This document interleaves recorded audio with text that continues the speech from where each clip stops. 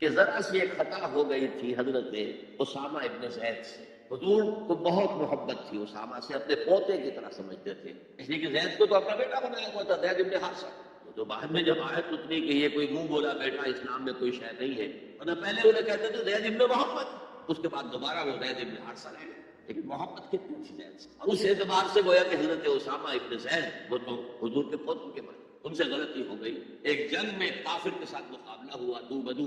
اس کافر نے جب سمجھا کہ میری تو بس ہو گئی، اب محمد عزیز مقابلہ نہیں کر سکتا، اب میری جان اس کے ہاتھ میں ہے، اسامہ کے ہاتھ میں. انہوں نے پڑھ دیا کلمہ اشہد ان لا الہ الا اللہ واشہد ان محمد رسول اللہ. انہوں نے یہی سمجھا جو ہم ہوتے تو سمجھتے کہ جان بچانے کا ہیلا کر رہا ہے، لہذا گردن اڑا دی. کچھ دل میں اپنے خدشہ سے رکھا یہ صحیح کام کیا میں نے یا نہیں، یا ہو سکتا ہے حضور کو کسی اور ذریعے سے اطلاع پہنچی. نے فرمایا اسامہ یہ تم نے کیا کیا؟ حضور اس نے جان بچانے کے لیے کلمہ پڑھا، آپ نے نہیں کہا کہ تم غلط کر. اللہ شک اپنا کلمہ، تم نے اس کا دل چیر کے کیوں نہیں دیکھ لیا؟ یعنی نہ تم دل چیر کے دیکھ سکتے ہو، کیا تمہیں معلوم ہے؟ کیسے کہہ سکتے ہو یقین سے کہ اس نے جان بچانے کو کلمہ پڑھا؟ اور اے اسامہ کیا کرو گے قیامت کے دن جب کہ یہ کلمہ تمہارے خلاف استغاثہ لے کر آئے؟ تو اس کی بھی بہت بڑی اہمیت ہے. دنیا میں پورا لیگل اینڈ کانسٹیٹیوشنل نظام اسلام پر قائم ہے، اقرار باللسان پر، لیکن اصل ایمان دل میں. یہ سورہ حجرات میں فرمایا گیا جو اس موضوع پر قرآن حکیم کی اہم ترین آیت نمبر 14 ہے. یہ قالت الاعراب آمنا قل لم تؤمنوا ولكن قولوا اسلموا. اے نبی یہ بدو جو ہیں یہ کہہ رہے ہیں ہم ایمان میں آئے، دعویٰ کر رہے ہیں ایمان کا. آپ ان سے کہہ دیجئے تم ایمان ہرگز نہیں لائے ہو، یوں کہو کہ ہم مسلمان ہو گئے ہیں، ہم نے اطاعت قبول کی. وَلَمَّا يَدْخُلِ الْإِيمَانُ فِي قُلُوبِكُمْ، ابھی تک ایمان تمہارے دلوں میں داخل نہیں ہوا. اللہ تو کہہ سکتا ہے نا. یہ کون سے بدو تھے اصل میں جان لیجئے. اِذَا جَاءَ نَصْرُ اللَّهِ وَالْفَتْحُ وَرَأَيْتَ النَّاسَ يَدْخُلُونَ فِي دِينِ اللَّهِ أَفْوَاجًا. جب حضور کو آخری فتح حاصل ہو گئی تو اب تمام قبیلوں نے باہم مشورہ کیا اپنی اپنی جگہ پر. It's no use resisting now. اب ہم مزید جو ہے محمد کا راستہ روک نہیں سکتے صلی اللہ علیہ وسلم. چلو چلے اور چل کر اسلام لے آئے. اب اس وقت جو اسلام لائے لوگ ان کے تین حالتیں ہو سکتی تھی. ایک تو یہ کہ واقعی ایمان دیانت کے ساتھ، شعور کے ساتھ، خلوص کے ساتھ ایمان لائے تو وہ مومن ہو گئے. اور ایسا بھی ہو سکتا ہے کچھ لوگوں نے سوچا کہ اب تو ہمارا بس جو ہے نہیں چل رہا ہے، ابھی تو دبک جاؤ گا، پھر موقع کا انتظار کر کے کھڑے ہوں گے دوبارہ اور پھر ہم ان کو ختم کر دیں گے. جیسے کہ ہوا حضور کے انتقال کے بعد کتنے بڑے بڑے فتنے اٹھے. جھوٹے نبی کھڑے ہو گئے، مانعین زکات کھڑے ہو گئے. تیسرا کہ نہ تو مثبت طور پر ان کے دلوں میں ایمان تھا، نہ منفی طور پر دھوکہ دینا مقصود تھا. بس ٹھیک ہے سب جا رہے ہیں ہم بھی مان لے آتے ہیں. نہ ایمان نہ نفاق. وہ پہلے جنہوں نے دھوکہ دینے کے لیے اور ٹائم گین کرنے کے لیے اور اس لیے کہ اب ہمارا بس نہیں چل رہا ہے پھر دیکھیں گے پھر کھڑے ہوں گے، جو انہوں نے یہ کیا وہ منافق. جو صدق دل سے ایمان لائے وہ مومن. درمیان میں وہ جو رہ گئے وہ مسلم تو ہے، منافق بھی نہیں ہے، مومن بھی نہیں.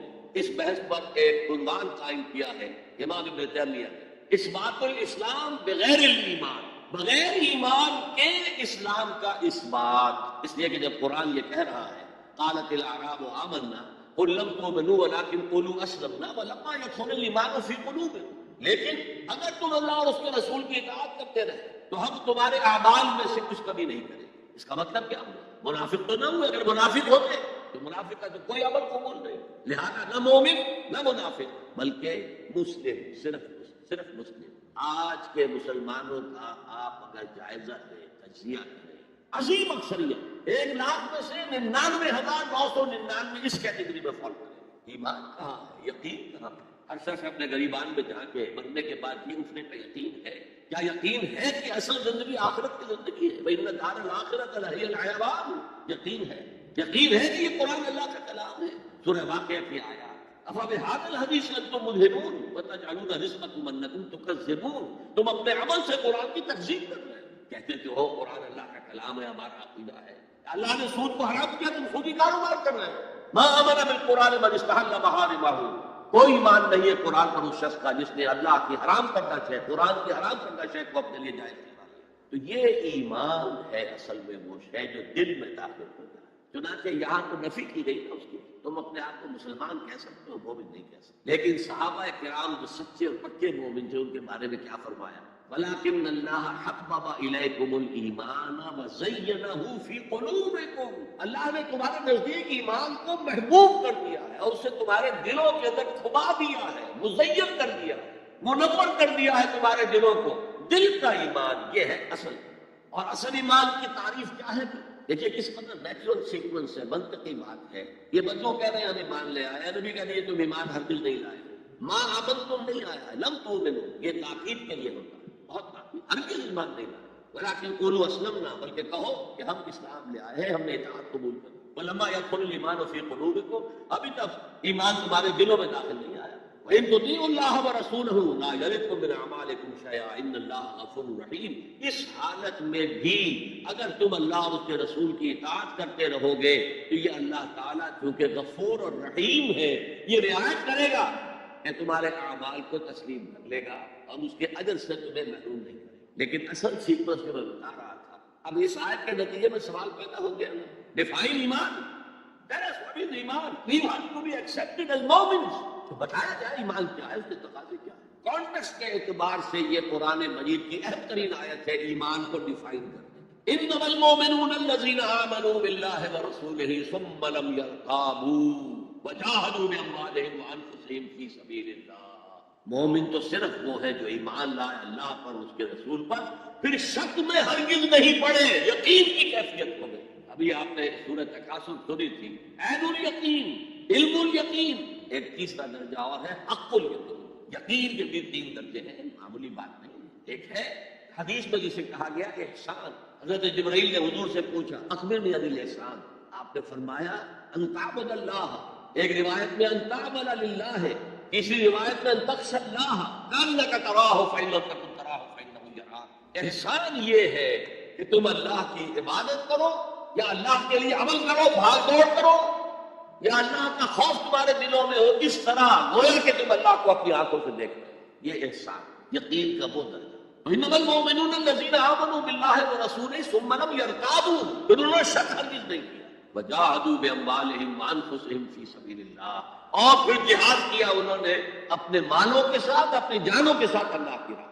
یہ ذرا تفصیل طلب مسئلہ ہے، جہاد سے مراد کیا ہے، کسی اور موقع پر انشاءاللہ اس پر روشنی ڈالوں گا۔ لیکن اس وقت موضوع کے اعتبار سے کیا بات تھی کہ ایمان کے 2 درجے ہیں، ایک ایمان قانونی ہے جو اقرار باللسان پر مبنی، ایک ایمان حقیقی ہے جو قلبی یقین سے عبارت ہے۔ اب ایک نیا مسئلہ سامنے آتا ہے، آیا اعمال ایمان کا حصہ ہے یا ایمان پر مستزاد کوئی حقیقت ہے اعمال صالحہ؟ کیونکہ اگلی شرط کیا ہے، وعملوا الصالحات الا الذین آمنوا وعملوا الصالحات۔ اب اس میں آپ کو شاید حیرت بھی ہوگی، ہمارے 2 سب سے بڑے امام اس میں بالکل متضاد آرا رکھتے ہیں۔ امام ابو حنیفہ کہتے ہیں عمل ایمان کا حصہ نہیں ہے، وہ ایک علیحدہ ایڈیشنل، اور وہ نہ گھٹتا ہے نہ بڑھتا ہے، ایک سٹیٹ میں رہتا ہے۔ یہ ہے رئیس الفقہاء اور سید المحدثین امام بخاری کہتے ہیں الایمان قول وعمل ویزید وینقص، ہے نا متضاد بات۔ ایمان تو قول اور عمل کے مجموعے کا نام ہے، عمل صالح ایمان کے اندر انہیرنٹلی موجود ہے، اور یہ گھٹتا بھی ہے بڑھتا بھی۔ اصل میں ان دونوں میں تطبیق کیا، یہ سمجھ لیجیے، کوئی بھی غلط نہیں کہہ رہا۔ امام ابو حنیفہ فقیہ، ان کا ذہن قانونی ہے، قانونی ایمان عمل سے علیحدہ ایک شے ہے۔ گناہ کبیرہ کا مرتکب بھی کافر نہیں ہوتا، عمل علیحدہ شے۔ چوری کیا ہاتھ کاٹ دو لیکن وہ کافر نہیں ہو گیا۔ شادی شدہ نے زنا کیا ہے، اس کو سٹوننگ کر کے اس کو مار دو، لیکن اس کی نماز جنازہ پڑھنی ہوگی، ہے مسلمان، کافر نہیں۔ اس اعتبار سے وہ قانونی ایمان علیحدہ ہے، عمل علیحدہ، اور یہ قانونی ایمان نہ گھٹتا ہے نہ بڑھتا ہے۔ یہ تو ایک سٹیٹس ہے جو آپ کو کانسٹیٹیوشنلی لیگلی حاصل ہو گیا ہے، اس میں کوئی کمی بیشی نہیں ہوگی۔ سادہ ترین مثال یہ ہے، ایک باپ کے 2 بیٹے تھے، نہ ہے، ایک بڑا متقی ہے، تہجد گزار ہے، نیک ہے، عابد ہے، زاہد ہے، ایک فاسق و فاجر ہے، لیکن ہے مسلمان۔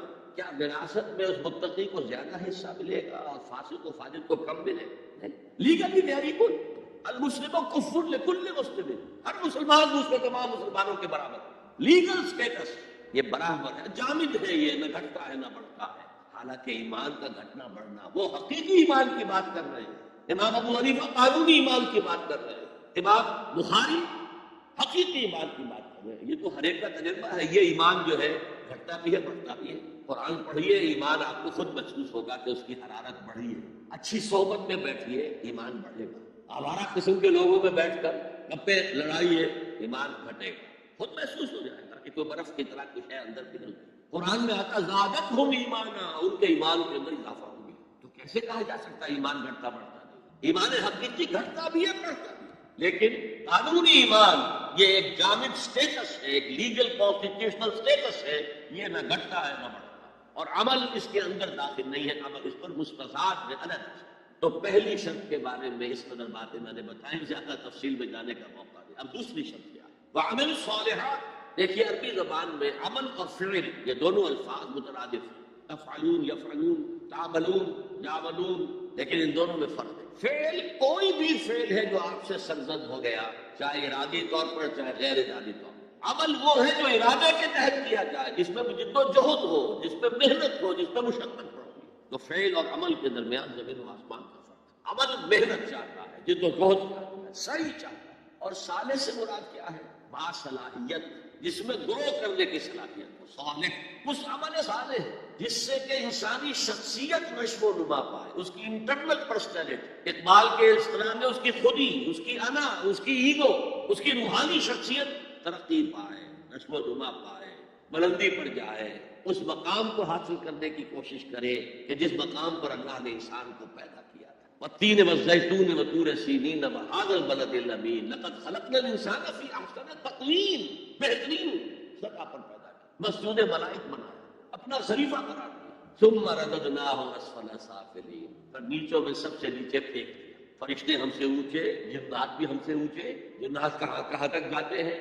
میرا یہ خیال ہے کہ کم سے کم سولر سسٹم تک تو جنات کی رسائی ہے، آگے ہے یا نہیں میں نہیں کہہ سکتا، لیکن یہ انسان اب محنت کرے گا۔ نیچے اگر پھینک دیا گیا تھا الا الذین آمنوا وعملوا الصالحات، جو ایمان لائیں گے نیک عمل کریں گے، وہ پھر ریگین کر لیں گے اپنے اس مقام کو جس مقام پر انہیں اصلاً پیدا کیا گیا۔ اور جو لوگ اس مقام کو حاصل نہیں کر سکتے ان کے بارے میں قرآن کہتا ہے اولئک کالانعام، سورہ اعراف میں، یہ چوپایوں کے مانند ہیں، حیوانات ہیں، بل ہم اضل، بلکہ ان سے بھی گئے ہوئے۔ کیوں؟ حیوان کو جس سطح پر پیدا کیا گیا اس پر اپنی زندگی گزار رہا ہے، اس سے اوپر کی کوئی صلاحیت دی ہی نہیں گئی۔ انسان کو لقد خلقنا الانسان فی احسن تقویم، اگر انسان حیوان کی سطح پر گر جائے جیسے کہ آج گر چکا ہے تو وہ حیوانات سے بدتر۔ اولئک کالانعام بل ہم اضل، لہم قلوب لا یفقہون بہا، لہم اعین لا یبصرون بہا، لہم آذان لا یسمعون بہا۔ ان کا دل ہے اس سے غور نہیں کرتے، آنکھیں ہیں ان سے دیکھتے نہیں، کان ہیں ان سے سنتے نہیں۔ کیا ابو جہل آنکھ سے نہیں دیکھتا تھا؟ کیا ابو جہل کان سے نہیں سنتا تھا؟ یہ وہ انر شخصیت ہے آپ کی، وہ روحانی شخصیت ہے آپ کی، جو دیکھتی ہے بغیر ان آنکھوں کے، جو سنتی ہے بغیر ان کانوں کے، جو غور و فکر کرتی ہے اس عقل سے نہیں بلکہ اس قلب۔ تو اللہ نے تو سب کچھ دیا تھا، ہر ایک نے وہ روح ٹوٹی ہوئی ہے، لیکن یہ لوگ اپنی اس روح سے بیگانہ ہو گئے، بھول گئے ہیں کہ ہمارے اندر کوئی ڈیوائن ایلیمنٹ بھی ہے، ڈیوائن سپارک۔ یہ لفظ جو ہے مغربی فلسفے میں استعمال ہوتا ہے، ڈیوائن سپارک، ایک شعلہ ملکوتی ہمارے اندر ہے، انہوں نے بھی دیکھا ہے۔ لیکن آج کا انسان خاص طور پر ڈارون کے نظریے کے پھیلاؤ کی وجہ سے، یہ نظریہ بایولوجی کے میدان کا نظریہ تھا اور بایولوجی کے میدان میں اسے تقریباً ریجیکٹ کیا جا چکا، لیکن سوشل سائنسز میں اس طرح پرمیٹ کر چکا، سوشولوجی میں، سائیکالوجی میں اس طرح پرمیٹ کر گیا ہے کہ آج کا انسان اپنے آپ کو سوائے حیوان کے کچھ نہیں ہے۔ یہ ہیومن ٹریجڈی سب سے اونچی ہے، وہ شرف جو اللہ نے عطا کیا تھا، وہ مقام اور مرتبہ جو اللہ نے عطا کیا تھا، اس سے انسان خود مستعفی ہو گیا۔ نتیجہ کیا نکلا ہے کہ جیسے ہم کہتے ہیں کہ گھوڑا اور گدھا، کیا فرق ہے؟ گھوڑا ذرا ریفائنڈ اینیمل ہے، اب غلط ہے اس میں، گدھا بیچارہ کورس اینیمل ہے، باقی فرق کیا ہے یہ بتائیں۔ اسی طرح انسان اور شمپنزی اور گوریلا میں کیا فرق ہے یہ بتائیں۔ عمل صالح جو ہے وہ اس لیے ہے، اور یہ بھی نوٹ کر لیجئے، جب یہ سورت اتری تو عمل صالح سے کیا مراد تھا؟ شریعت تو ابھی نازل نہیں ہوئی، عمل صالح ایک ہی تھا، ایک ان الذین قالوا ربنا اللہ ثم استقاموا، جنہوں نے کہا ہمارا رب اللہ ہے، پھر جم گئے، چاہے مارا جا رہا ہے، چاہے دہتے ہوئے انگاروں پر لٹایا جا رہا ہے۔ خباب بن الارت رضی اللہ تعالی عنہ، دو ہاتھ تھے پیشے کے اعتبار سے، بلایا گیا، حضور پر ایمان لے آئے، انگارے زمین پر بچھا دیے گئے، دہتے ہوئے انگارے، انگاروں کو اتار دیا، لیٹ جاؤ، لیٹ گئے انگاروں کے، اس لیے کہ حضور کا حکم یہ تھا چاہے تمہارے ٹکڑے کر دیں، چاہے تمہیں ڈھونڈ دے، تم نے کوئی جوابی کارروائی نہیں کرنی۔ کفو ایدیکم، اپنے ہاتھ بنے۔ قرآن میں تو یہ کہیں جا کر سورہ نساء میں حکم آیا ہے۔ ایک زمانہ تھا جب کہ تمہیں حکم تھا کہ اپنے ہاتھ روکے رکھو، مکے میں یہ حکم حضور نے دیا، لہٰذا لیٹ کر پیٹ کی کھال چلی، چربی پگھلی، اس سے وہ انگارے ٹھنڈے ہوئے۔ ان الذین قالوا ربنا اللہ ثم استقاموا، پھر جب یا صرف ایک عبادت دی گئی تھی، راتوں کو کھڑے رہا، یا ایھا المزمل قم الليل الا قلیلا نصفہ او انقص منہ قلیلا او زد علیہ ورتل القرآن ترتیلا۔ اے کمبل میں لپٹ کر لیٹنے والے صلی اللہ علیہ وسلم، کھڑے رہا کرو رات کو سوائے تھوڑے سے حصے کے، نصفہ آدھی رات، اب انقص منہ قلیلا، یا اس میں سے کچھ کم کرنا تو ایک تہائی رات، اور زد علیہ، یا آدھی رات پر اور اضافہ کرو تو 2/3 رات، اور قرآن پڑھتے رہو پڑھتے رہو پڑھتے رہو پڑھتے رہو۔ حالانکہ قرآن کتنا نازل ہوا تھا؟ کیا یہ 30 پارے موجود تھے؟